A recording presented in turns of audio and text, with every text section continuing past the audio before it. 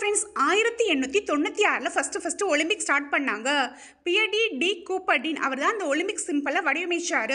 இது எப்படி இருக்கும்னா 5 ஒன்றுக்கொன்று கோர்க்கப்பட்ட வளையங்களாக இருக்கும். இது ஒவ்வொன்றும் ஒவ்வொரு கலர்ஸில் இருக்கும். பின்னாடி பேக்ரவுண்ட் வந்து ஒயிட்டாக இருக்கும். இதில் இருக்க 6 நிறங்களும் 5 வளையங்களும் 5 கண்டங்களை குறிக்கிறதா இருக்கும். இது எப்படின்னா அப்போதைக்கு பார்ட்டிசிபேட் பண்ண 5 கண்டங்களை குறிக்கிறதா இருக்கும்.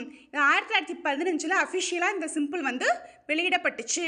இதில் இருக்க ஒலிம்பிக் வந்து 2 டைப்ஸ். ஒன்று சம்மர் ஒலிம்பிக், இன்னொன்று வின்டர் ஒலிம்பிக்.